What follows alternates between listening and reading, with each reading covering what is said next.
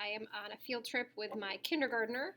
So when I would have been going over this with you, instead you're going to watch this video. So here is how to work out every problem on the study guide.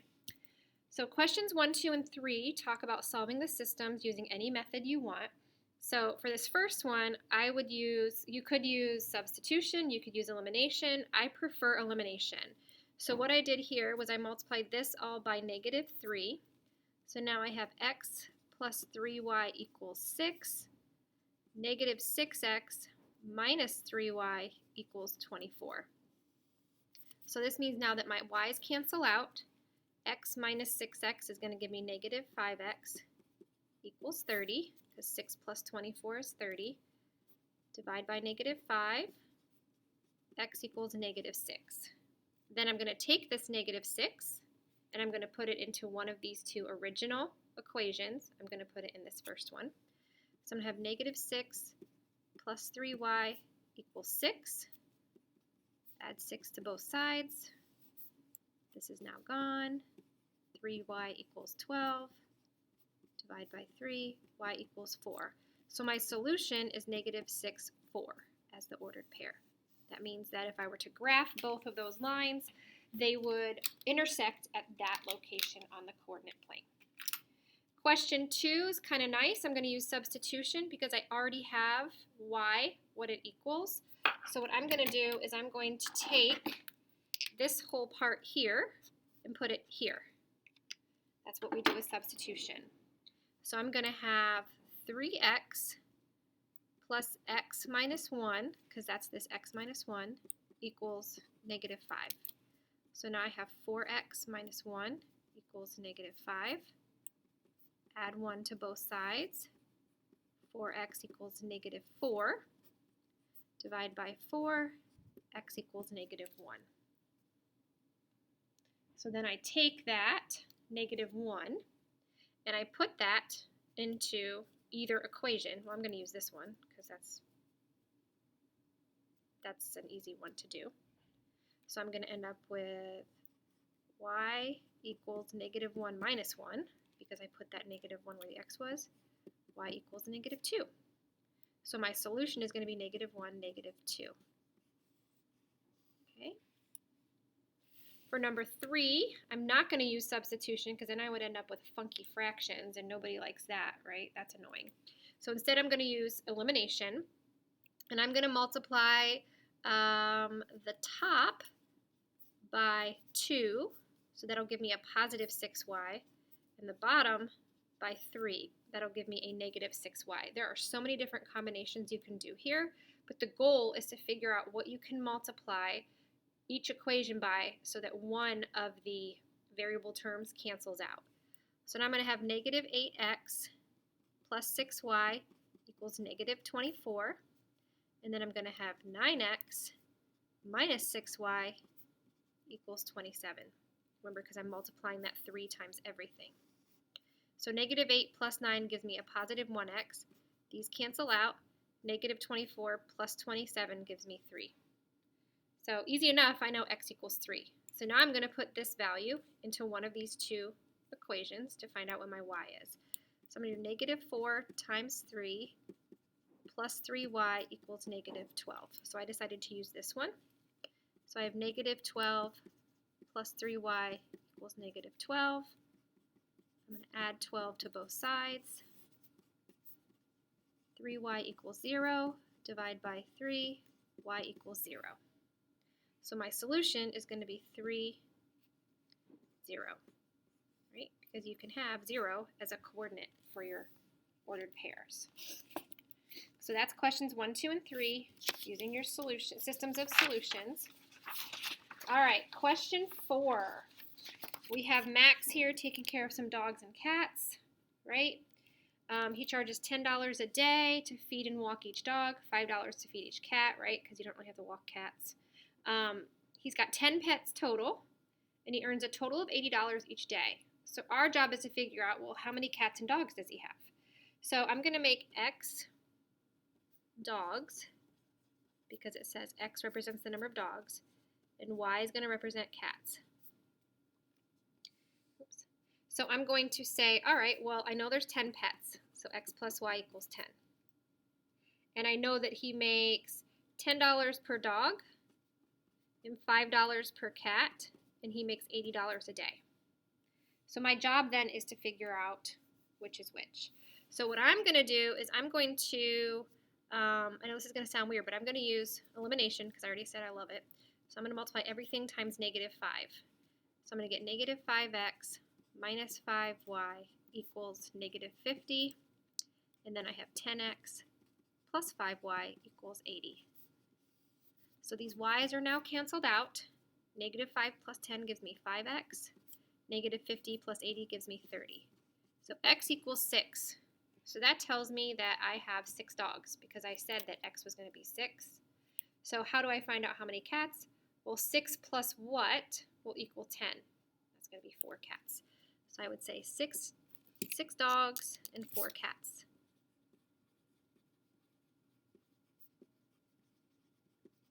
That would be my final answer. Okay. And if I wanted to check it, 10 times 6 is 60, 5 times 4 is 20, 60 plus 20 is 80.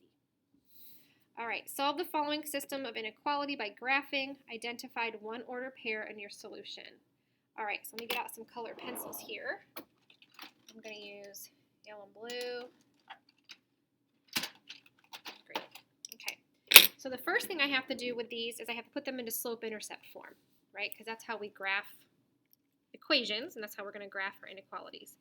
So I've got 2x minus y is less than 1. I'm going to subtract 2x. So now I have negative y is less than negative 2x plus 1. I can't have a negative y, so I divide by negative 1, which is going to give me y is greater than, because I have to flip the symbol, I'm going to have 2x minus 1. So that's my first inequality. So I'm also going to need a ruler. Okay, so I'm going to go down to negative 1. That's my y-intercept. My slope is telling me up 2 over 1.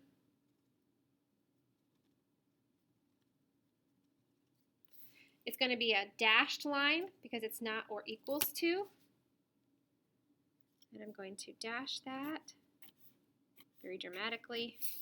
Okay. And then it's greater than, so everything above this line is going to be shaded. Or, remember the 0, 0 trick? Is 0 greater than negative 1? Because 2 times 0 minus 1 is going to be negative 1. 0 is greater than negative 1. So we know that this point would be part of our solution. Okay, so that's the first one. It's kind of a light blue. You can't really see it on my Elmo, I guess. I'll color it in a little bit more for you. Okay, the next one, I've got this x plus 3y is less than or equal to 0. Well, I'm going to subtract x. So I've got 3y is less than or equal to negative x plus 0, right? And then I'm going to divide by 3. So I'm going to get y is less than or equal to negative 1/3 plus the 0, okay? Which is kind of weird. You don't really need this 0. That just tells me that that's my y-intercept, right? And my slope, oops, I forgot the 1/3 x. 1/3 x plus 0. So that means that I'm going to go through the origin, and I'm going to go down 1 over 3. Down 1 over 3. Okay, and that's going to be a solid line because it's or equals to, right? And then it's less than, so that's going to be everything below the line. Or you could say, all right, well, if is 0 less than or equal to 0? Because if I put it, yes, it is less than or equal to. So now I'm going to shade down here.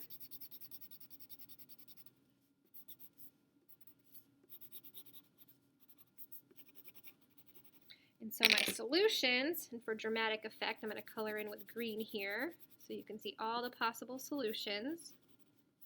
Okay. And then it says identify one ordered pair. So I can pick any ordered pair in this double shaded spot. So I'm going to pick negative 4, negative 5. would be a solution. You could literally pick anything in that area. Right. And hopefully you guys understand what I mean by putting the ordered pair 0, 0 in here. Right? If I put this as 0 and this as a 0 and then try to solve it, if it works, you shade towards that. If it doesn't work, you don't shade towards that. I think there's some pretty good examples in your notes. Okay, on to number 6 through 13. We've got some exponent fun here, right? So if you remember, we add these. They have the same base. So -9 plus 3 is going to give me -6. But you can't keep it negative, so you have to turn it into 1 over a to the 6th. Right, that little trick there. Number 7, I'm going to do 3 times 4 times 2, and I'm going to get 24. I'm going to add 2 plus 3 plus that little 1 that's hiding there. So I'm going to get x to the 6th as my answer. Number 8, this is like saying w to the 6th times w to the 6th times w to the 6th 7 times. So our shortcut is just multiply these. And then this one we have to distribute these exponents into each part of the expressions. So I'm going to get 4 squared r to the 4th times 2 squared r to the 6th, because 2 times 2 is 4, 2 times 3 is 6. Then I'm going to get 16 r to the 4th times 4 r to the 6th. And now I do 16 times 4, and I get 64. 4 plus 6 is 10. 64r to the 10th should be your answer there. Division, remember we subtract the exponent, the numerator, subtract the exponent in the denominator. So 5 minus 4 is 1. 3 minus 1 is 2. And 2 minus 1 is 1. You don't have to have the ones there. You can literally leave them as just m and p. But that is something that some people like to do to keep track. So this could be your answer, or m squared p. Both of those are accurate. Okay, number 11, we're going to distribute the 3 to every value inside these parentheses. So I'm going to get 4 to the 3rd, u to the 3rd, v to the 6th, because 2 times 3 is 6, all over 3 to the 3rd, u to the 6th, v to the 6th.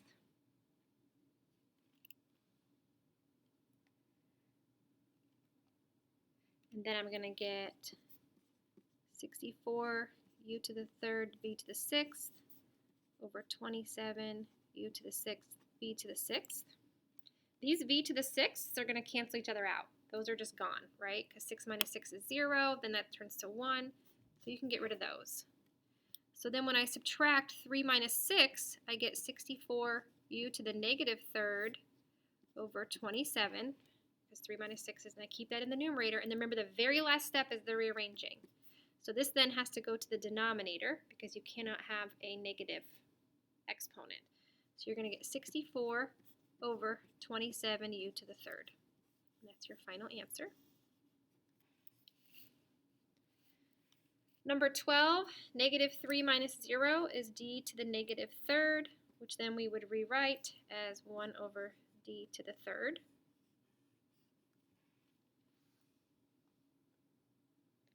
And then this last one, similar problem.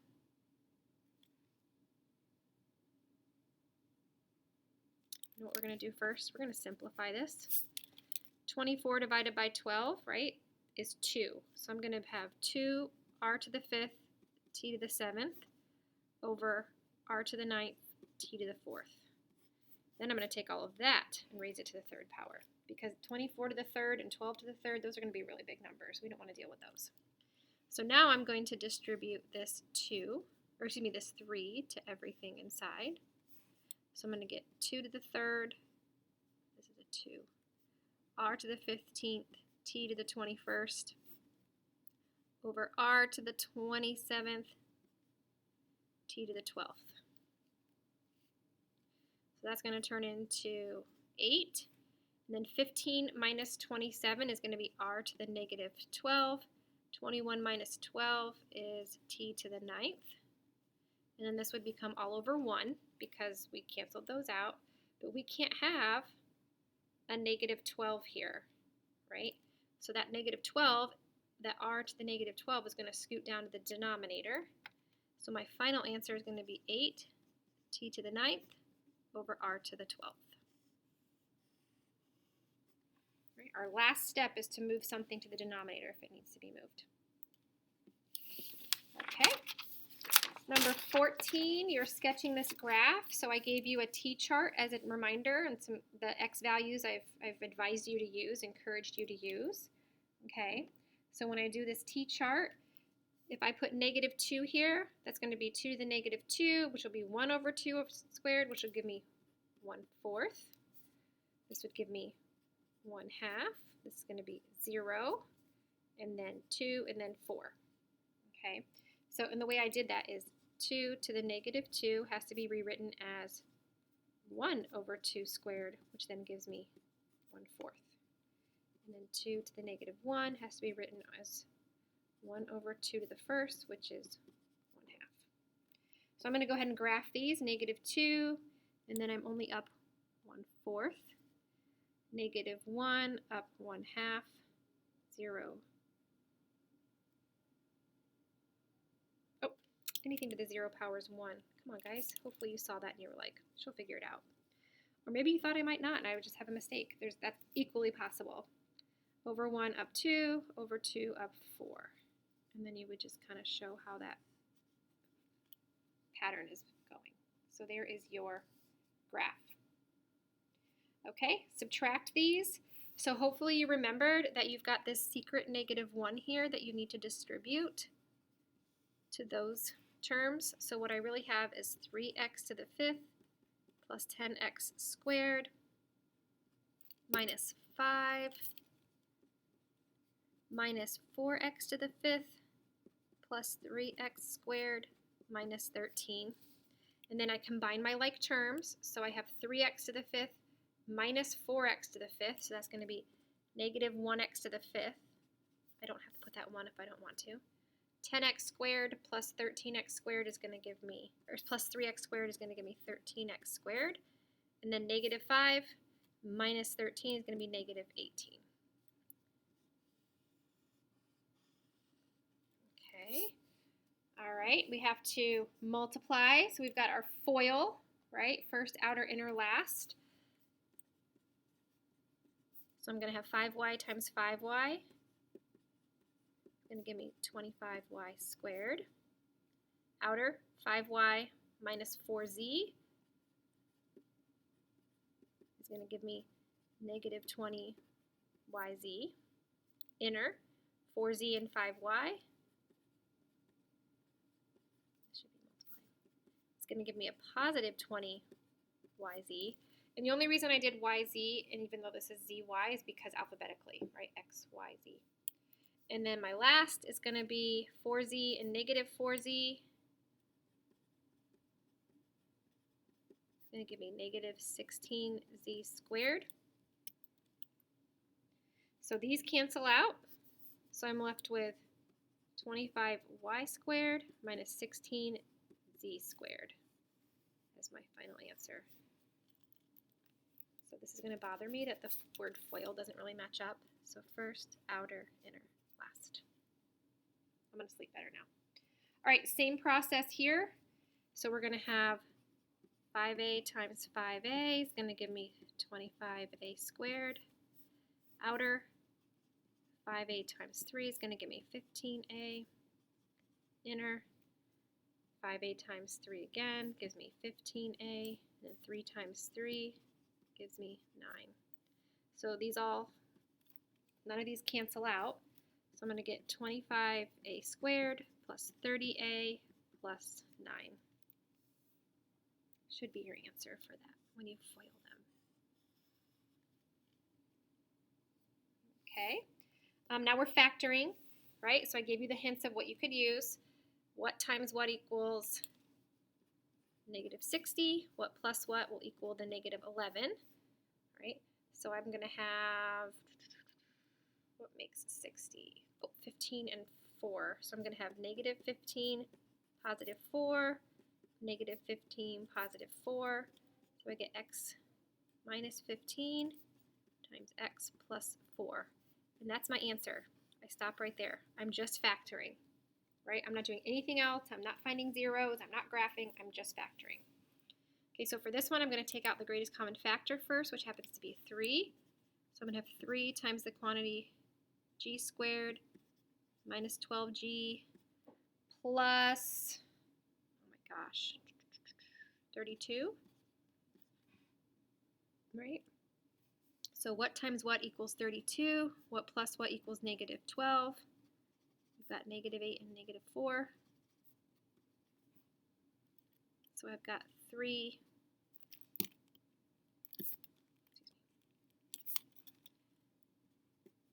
x minus 8 times x minus 4. And I can't forget this 3 here. So that's going to be part of my answer. Okay. And how can you check your work? Remember, just do 3 times x minus 8, and then take that times this, and you should get, oh my gosh, I've been using x's. It's a g.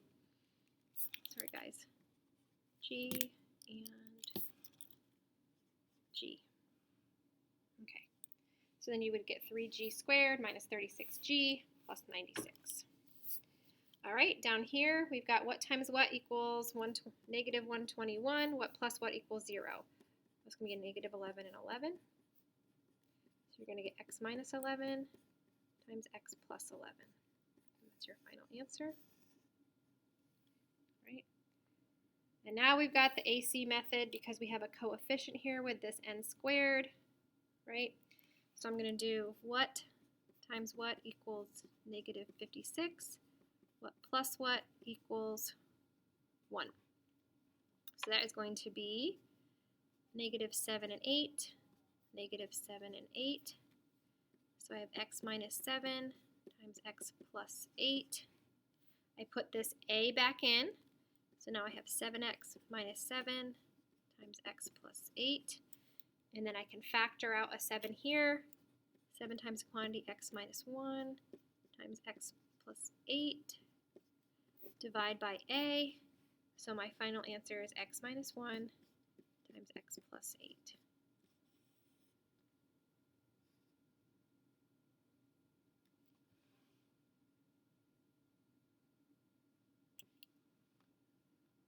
Sorry, there should be a 7 in this one too. Times 7x minus 8. I knew it was okay, so the 7's go in both of those. Factor out this one, divide by 7. So again, the answer is x minus 1 times 7x plus 8. Make this a little bit more clear. There we go. Okay, moving right along. Find the zeros of each function, right? So this is where we take these and we set them equal to 0, and we get our two x-intercepts. Remember, the zeros are the x-intercepts. So I'm going to have x plus 3 equals 0. 2x minus 1 equals 0.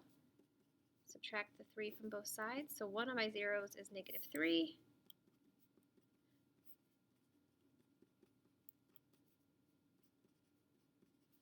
And one of them is 1/2.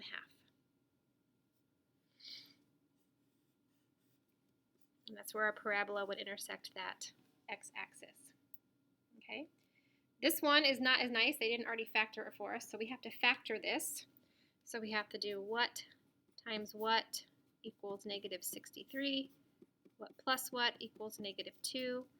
We're going to have negative 9 and 7. So I've got x minus 9 times x plus 7. So now I'm right back where I was here. So I'm going to have x minus 9 equals 0. X plus 7 equals 0. So I've got an x value of 9 and an x value of negative 7. All right, this one is slightly more complicated, right? Because I do not have, I don't have it already factored, and it's not going to be a super easy what plus what minus what. So I'm going to, I'm going to use the AC method here. So what times what equals 20? What plus what equals 9? So we have 4 and 5. So I have x plus 4 times x plus 5. I'm going to put this 10 into both of these. So I'm going to have 10x plus 4 times 10x plus 5. Lucky for us, 10 can factor out, or excuse me, 2 can factor out of both of these. So I'm going to have 2 times the quantity 5x plus 2. 2 times the quantity, excuse me, I can take 5 out of this one. 5 times the quantity 2x plus 1. And then I would divide these by 10 because that's my a value. Since 2 times 5 is 10, 10 divided by 10, those are gone. So my two quantities are 5x plus 2 equals 0 and 2x plus 1 equals 0. So I'm going to subtract 2. 5x equals negative 2, divide by 5. So for this one I get x equals negative 2/5. And then I'm going to subtract 1. So I have 2x equals negative 1, divide by 2, x equals negative 1/2. It wasn't pretty, but it can be done. So those are my zeros for number 24. Number 25, let's see here. Well, this one's a little tricky because, again, we don't have that middle value. So we're going to say what times what equals, what is 9 and 225? 9 and 25 is 225. Negative 225. What plus what equals 0, because that 0 term is gone, so we have negative 15 and 15. Right. So now we have x minus 15 times x plus 15. We're going to put that 25 into both of those. So I'm going to have 25x minus 15 times 25x plus 15. I can take 5 out of both of those, so 5 times 5x minus 3, 5 times 5x plus 3. This is another one where 5 times 5 is 25. 25 divided by 25, that cancels out. This is taking up a lot of room. So now I've got 5x minus 3 equals 0. And 5x plus 3 equals 0. All right, so I'm just kind of taking all this space down here. So then when I add 3 and divide by 5, I'm going to get x equals 3/5. When I subtract 3 and divide by 5, I'm going to get x equals negative 3/5. So those are my two zeros. Those would be my two x-intercepts of that parabola. Okay, for numbers 26 through 29, we are finding the roots, right? We're going to use the square root method. So I'm going to take the square root of x plus 3 squared equals the square root of 64. Oops. So I'm going to have x plus 3 equals plus or minus 8. Don't forget that's plus or minus 8. So now I'm going to subtract 3 from both sides. So I'm going to have x equals negative 3 plus or minus 8. So I'm going to get x equals 5 and x equals negative 11. Because negative 3 plus 8 equals 5, negative 3 minus 8 equals negative 11. Similar thing here, except I'm just going to add 5 to both sides first. Then I take the square root of this. So I'm going to have x plus 6 equals plus or minus square root of 5. I'm going to subtract 6 from both sides. X equals negative 6 plus or minus the square root of 5. And just stop right there. And leave it just like that. You don't have to do the plus, you don't have to change this into, what would that be? Like 2.2, 2.3-ish, okay? If you did, it would be fine, but you don't have to. All right, finding the roots here. Oh my gosh, guys, I know you were wondering when the quadratic equation was going to pop up. You're welcome. Okay, so let me write it out to the side here. Opposite b plus or minus the square root, b squared minus 4ac all over 2a. So I'm going to do the opposite of 6 plus or minus the square root of 6 squared minus 4 times 2 times 3 all over 2 times 2. So now I have opposite of b, so that's negative 6 plus or minus the square root of 36 minus 36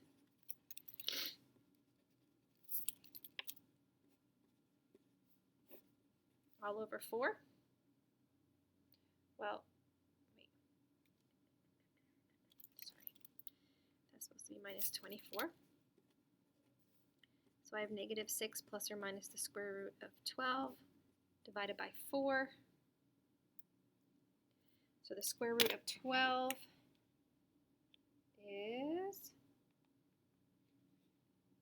want to be as accurate as possible, about 3.4. So that's going to be negative 6 plus or minus 3.4 divided by 4. So when I do that, 6 negative plus 3.4 divided by 4, I get x is about, hold on a second, 6 negative plus 3.4 equals, divided by 4 equals negative 0.65. And then if I do 6 negative minus 3.4, divide that by 4, I get about negative 2.35. So those would be your x-intercepts, right? Your roots. Same thing right here. We're going to do another quadratic formula. So I'm going to get 7 plus or minus the square root of 7 squared minus 4 times 3 times negative 8 all over 2 times 3. 7 plus or minus the square root of 49 plus, what's 12 times 8? 96 all over 6. So that's going to be 7 plus or minus the square root of 145 divided by 6. 145 square root is about 12. Right, it's really close. So 7 plus or minus 12 divided by 6. So 7 plus 12 is 19 divided by 6. So x is about 3.16 repeating. 7 minus 12 is negative 5 divided by 6. X is about negative 8.3 repeating. Excuse me, negative 0.83, not 8.3. Big difference. Okay. I know it's a lot, guys. I know, but you're going to be fine. You're going to do great. Okay, last couple pages. Let's see here. We've got determine the x-intercept of each equation's graph, right? So if my greatest common factor is x, I've got x times the quantity x minus 9. So if I put x equals 0, and then I've got x minus 9 equals 0, so x equals 9. So these would be my x-intercepts. So we're doing the exact same thing, just calling it something slightly different, right? And then what times what equals negative 30. What plus what equals 7. So I could have 10 and negative 3. X plus 10 times x minus 3. Set them equal to 0. X minus 3 equals 0. Plus 3 plus 3. X equals 3.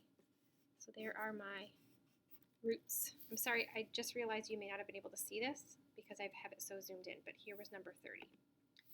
All right, sketch this graph. All right, so I need my vertex and I need my x-intercepts, right? So let's see here.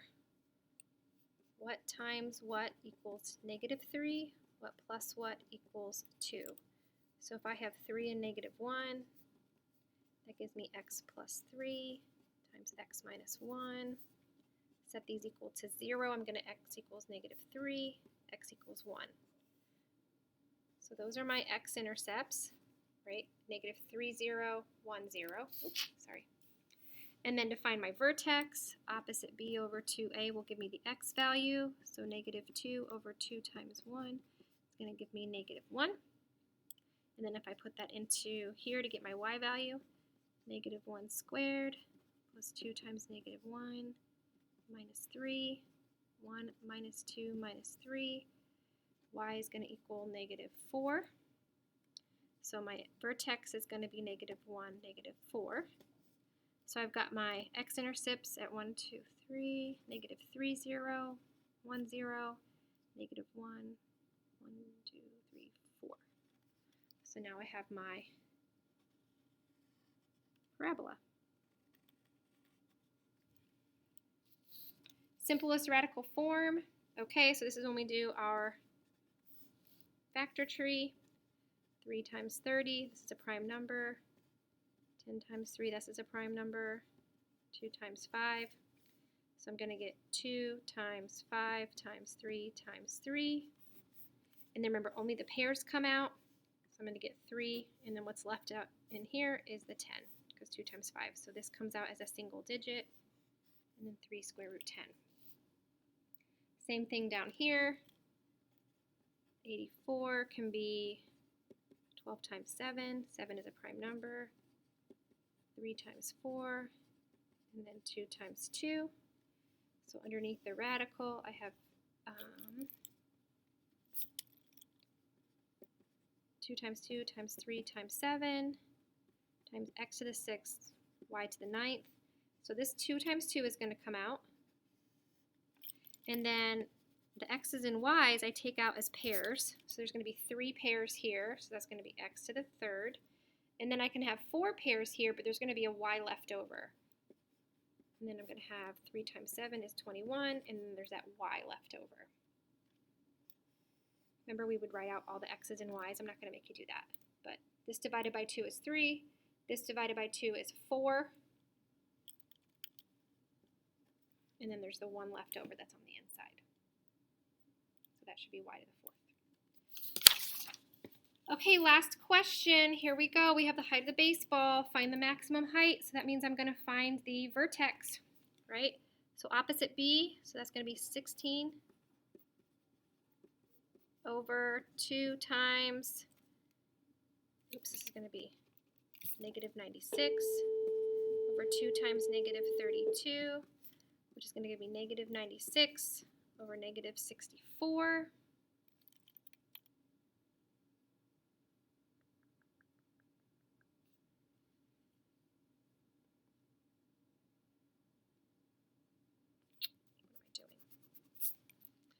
Worked ahead. Okay, 2 times -16 equals -32, and this simplifies to 3. So that's going to be the x value of my vertex. Then I put that back into the equation.